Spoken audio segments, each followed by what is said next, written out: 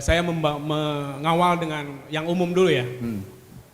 Burhanuddin Muhtadi itu mengarang buku bagus, Kuasa Rakyat.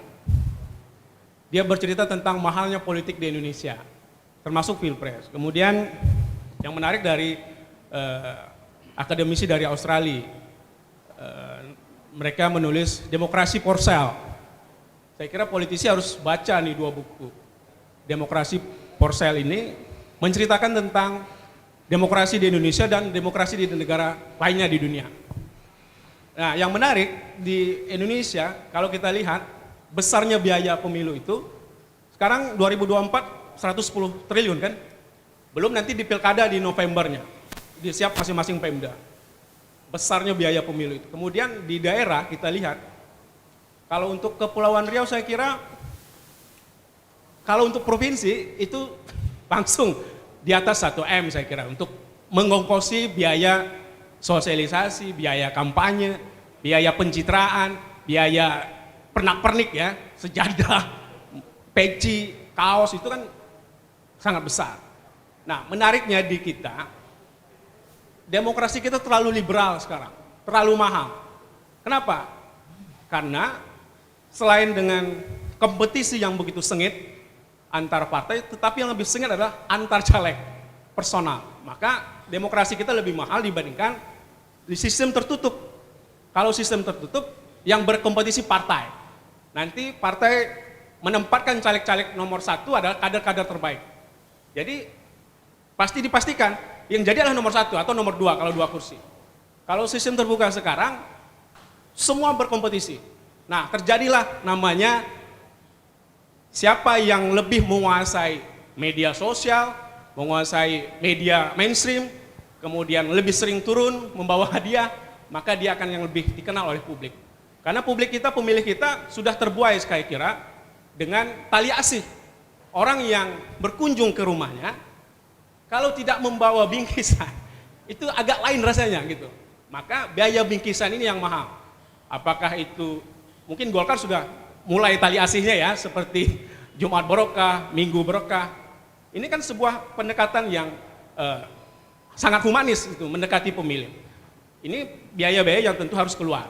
Nah, bagi caleg yang tidak punya biaya, mau ngapain gitu? Dia berkunjung ke rumah ke pemilih, kalau tidak membawa barang, ini yang nggak enak. Nah, inilah tantangan kita bagaimana Bawaslu mengawasi dengan ketat, KPU mengatur dengan baik, biaya kampanye harus dibatasi, kemudian mata-mata civil society juga harus kuat.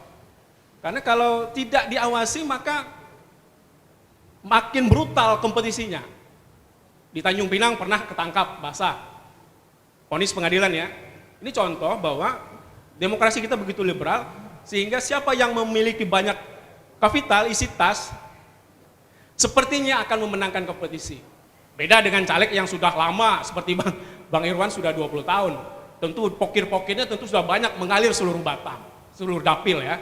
Ini yang membedakan incumbent dengan pendatang baru, seperti partai-partai baru. Maka mereka harus berjuang meyakinkan pemilih, ini keunggulan saya. Tapi kalau yang incumbent, pokirnya sudah besar, 5 tahun sudah mengalir kemana-mana.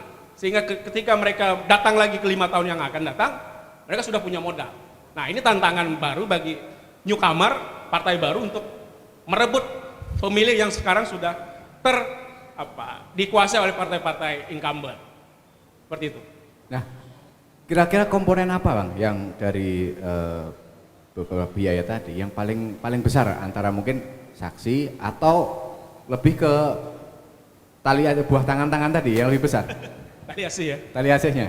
Jadi saya kira kalau kita ingin nyalek, ini pengalaman ya. Ya. Untuk pencitraan, pertama dia harus kuasai media, minimal dia pegang berapa? 20 media online misalnya atau 50 media online, harus pegang beriklan di media mainstream, Tribun dan lain-lain sebagainya. Kemudian harus iklan di Facebook, Instagram, karena sekarang kampanye yang paling dahsyat adalah di media sosial. Nah, sejauh mana caleg-caleg ini memanfaatkan itu, bersponsor ya. Nah, kemudian ini untuk pencitraan. Untuk menusuk ke pertahanan paling depan, maka dia harus mempersiapkan strategi untuk mengumpulkan massa misalnya. Maksimal kampanye tertutup itu bisa 50 orang. Bayangkan Kalau satu Batam kota, pemilihnya 100.000 pemilih, berapa tempat yang harus dia kunjungi untuk mengumpulkan 150 orang per kali pertemuan? Ini kan biaya. Nah, bagi caleg yang isi tasnya banyak, ini menarik. Mereka bisa mengumpulkan seluruh tempat, seluruh kelurahan. Bagi caleg yang tidak punya duit, tentu hanya berkuar-kuar saja kan. Nah, mau mengumpulkan orang konsumsi gimana? Biaya konsumsi satu nasi bungkus misalnya 20.000. Kalikan, dia harus mengumpulkan berapa puluh ribu orang. Kalikan saja. Kemudian biaya kaos, biaya baleho, biaya spanduk, biaya stiker. Ini kan duit semua. Ketika caleg tidak memiliki biaya untuk mengongkosi dirinya, maka jangan berharap dia akan mendapatkan perhatian dari pemilih. Ini baru merebut perhatian, bukan menyatukan pilihan, baru mencari perhatian pemilih. Kalau dia tidak punya biaya, saya kira berat. Kemudian biaya apa lagi? Biaya saksi. Kadang partai punya saksi kan, misalnya 1000 TPS, kalikan 1000 TPS ini berapa satu dapil dari partai. Tapi caleg-caleg yang lain, dia punya saksi yang lain juga, saksi bayangan namanya. Ada satu saksi partai, ada saksi satu bayangan. Kenapa? Karena dia mungkin tidak percaya dengan yang dicatat di partai, maka dia harus lapis saksinya untuk dia yakin bahwa suaranya seperti ini. Bayangkan satu TPS 2 saksi, itu udah berapa biayanya?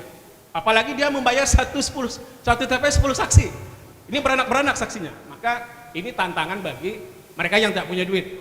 Tapi kalau yang punya duit gampang, mudah untuk dijangkau biaya-biaya tersebut. Saya kira ini yang penting, biaya-biaya yang kemungkinan keluar dari proses pemilu. Baik, terima kasih.